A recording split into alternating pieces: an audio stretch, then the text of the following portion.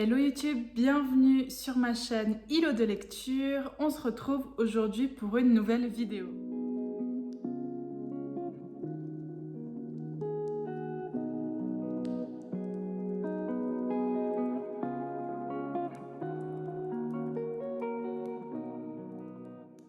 Aujourd'hui, j'ai décidé de vous présenter une petite sélection de 5 livres de poche que je souhaiterais lire d'ici la fin de l'année. J'ai décidé en fait de séparer la vidéo en deux. Donc ici, je vais vous présenter 5 livres de poche et dans une prochaine vidéo, je vous présenterai 5 livres grand format que j'aimerais lire d'ici la fin de l'année. J'ai décidé de faire ces pales en fait pour me motiver à sortir les livres de ma bibliothèque, à me motiver à les lire parce que pour l'instant, mon challenge Goodreads est vraiment nul. Donc pour cette année, je m'étais fixé un total de 50 livres et je dois être autour des 24-25. Donc on est bientôt au mois de septembre là. Donc c'est plutôt mal barré. Donc voilà, j'essaye de faire ces petites vidéos pour me pousser à sortir les livres de ma palle, à me donner envie. Donc je me vends à moi-même un peu ces livres de la palle et ça me permet aussi de pouvoir vous présenter un peu certains livres de ma pile à lire et pouvoir, pourquoi pas, vous donner envie également. Le premier livre poche que j'ai décidé de mettre dans cette sélection, il s'agit de La papeterie Tsubaki de Ogawa Ito. Dans ce roman, on y suit Atoko, qui a du coup 25 ans et qui travaille dans la papeterie que sa grand-mère lui a léguée. On suit du coup Atoko pendant son travail à la librairie, les choix qu'elle fait pour les différentes calligraphies qu'elle doit donner aux clients et je pense également ses rencontres avec les différents clients de la papeterie, peut-être les habitués versus des nouveaux clients.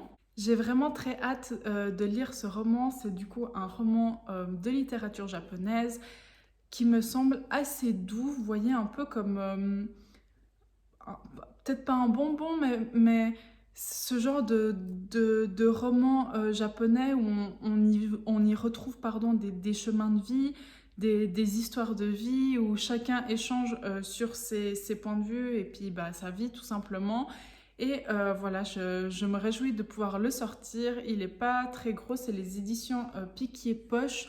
Donc c'est écrit très grand, les marges sont grandes. Donc je pense que je pourrais le sortir sans trop de soucis. Et éventuellement le sortir prochainement parce que la couverture fait assez été et très peu automne finalement. Donc ce serait une bonne idée de le sortir. La deuxième lecture que je souhaiterais absolument sortir de ma pile à lire, il s'agit de L'archipel des larmes ou des larmes, je sais pas trop, vu qu'il y a un chapeau, un umlaut pardon sur le A, tréma, oh là là, un tréma sur le A, je sais pas si on dit larmes ou lerme, mais voilà, de Camilla Greb, qui est du coup une autrice suédoise. Dans cette histoire, on a tout d'abord un meurtre qui a lieu en 1944 où on retrouve du coup une femme clouée au sol, une mère de famille clouée au sol. Ensuite, dans les années 80, le meurtrier ou la meurtrière, je ne sais pas, récidive.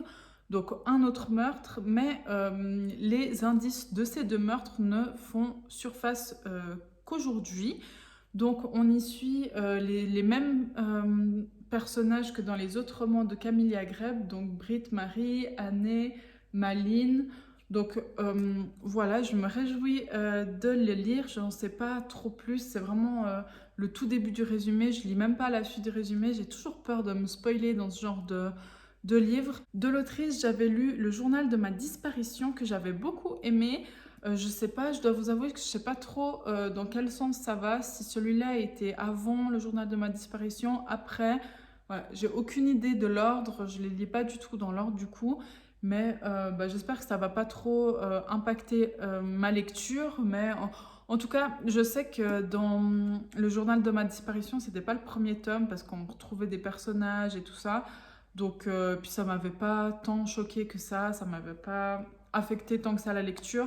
Donc, je pars du principe que ce sera pareil pour celui-ci. Troisième livre de cette sélection de livres de poche, il s'agit de Petit pays de Gaël Faye. J'imagine que vous en avez déjà beaucoup entendu parler, il a beaucoup fait parler de lui, il a été lu dans les écoles, mais moi je ne l'avais jamais lu ni dans mon parcours scolaire ni dans mon parcours personnel.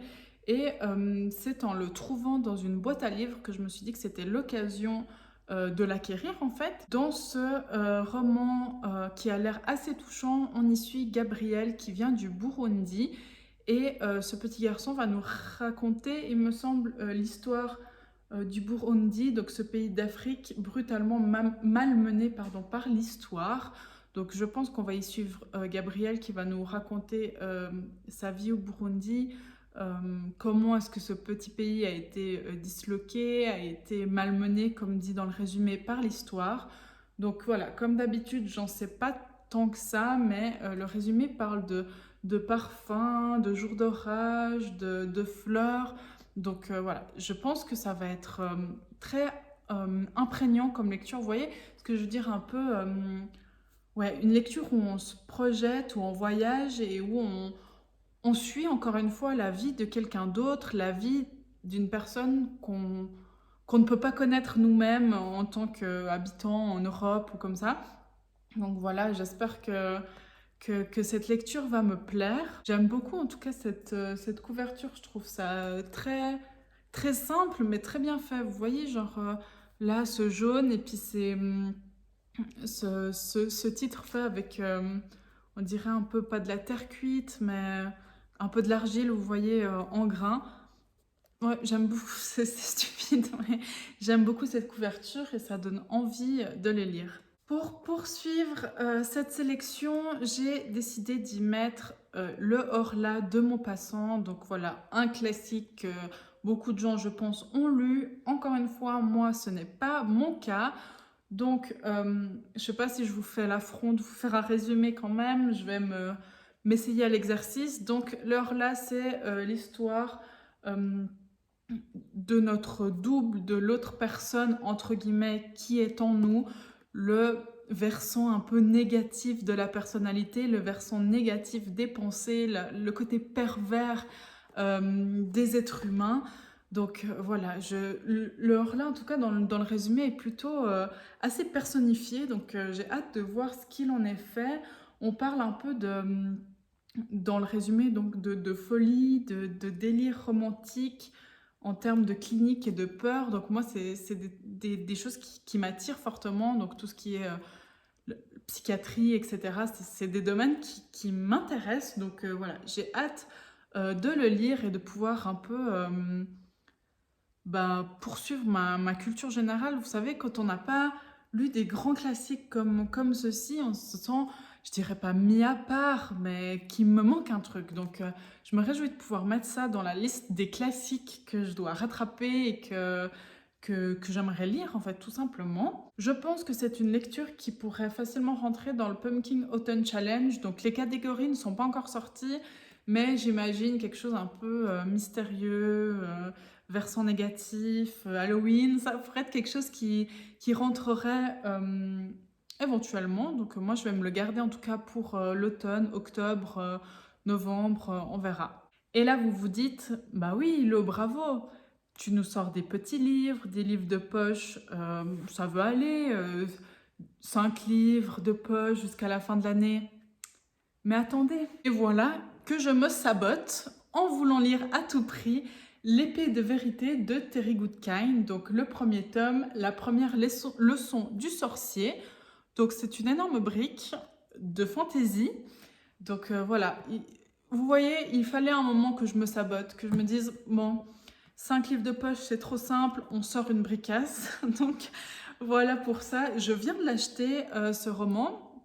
Il m'a été conseillé par plusieurs personnes, mais notamment Sandra du compte Sandra Crea Books, il me semble, sur Instagram. Je vous mettrai de toute façon en barre d'infos son pseudo. Elle en parlait dans un live Twitch et elle l'a tellement bien vendu que je suis directement allée l'acheter à la librairie le lendemain. La série de l'épée de vérité, c'est une série de fantasy assez connue avec énormément de tomes en français. Donc ça, c'est un très gros tome, mais il me semble que les prochains sont un peu plus petits. Dans cette histoire, on y suit Richard Siffer qui est paisiblement dans sa forêt, dans son petit coin, jusqu'à ce qu'il découvre, fasse la rencontre d'une femme plutôt mystérieuse. Et s'ensuit toute une quête, il me semble, un voyage où à la base il reçoit pardon, une épée légendaire qui est dit là, donc l'épée de la vérité. Et c'est une épée à double tranchant, une arme à double tranchant qui lui fera éprouver la souffrance de tous ceux qu'il tuera. Donc ça a l'air méga intéressant. Ce qui m'a plu dans ce que Sandra disait, c'est que dans cette saga de fantasy, elle est tout le temps rythmée par l'amour. Donc voilà, je pense avec cette femme qu'il rencontre, donc j'en sais pas plus, mais j'imagine. Les tomes sont donc rythmés par cette histoire d'amour, et moi c'est quelque chose qui me manque parfois dans les livres de fantasy, le côté un peu froid, un peu voilà, brut comme ça, qui parfois me laisse un peu de marbre, c'est le cas de le dire. Mais dans celui-là, le fait qu'elle me dise qu'il y a une histoire d'amour qui rythme les tomes, ça m'a donné très envie. Et du coup, j'espère lire cette grosse bricasse d'ici la fin de l'année. Je vous avoue qu'elle me tente tellement que je pense que c'est la prochaine lecture que je vais entamer. Mais j'imagine que je vais lire autre chose entre deux, sinon je vais rester là-dessus pendant 10 ans. Néanmoins, oui, c'est une grosse bricasse, mais je trouve les éditions Bragelonne, elles sont plutôt agréable à lire. Enfin, vous voyez, on peut bien ouvrir toutes les pages sans que ça casse le dos, etc. Enfin bref, niveau confort de lecture, ça a l'air plutôt pas mal. Donc voilà, on est rendu à la fin de cette vidéo avec du coup 5 romans poche que j'aimerais lire d'ici la fin de l'année. Je pense que je vous ferai une vidéo en fin d'année pour conclure cette espèce de petit challenge que je me fixe à moi-même, voir est-ce que j'ai vraiment lu tout ce que j'avais prévu. Comme je l'ai dit dans le début de la vidéo, ça c'est les 5 romans de poche que je souhaiterais lire.